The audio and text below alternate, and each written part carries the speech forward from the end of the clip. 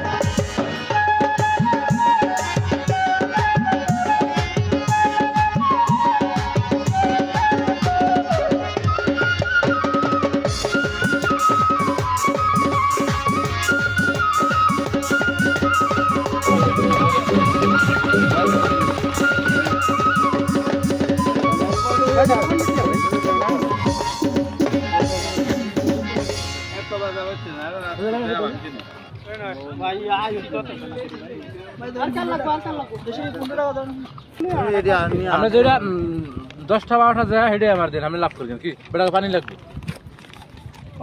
পানি থাকলে দেন সমস্যা পানি থাকলে তো লাজিম পানি লাগবে পানি ছাড়া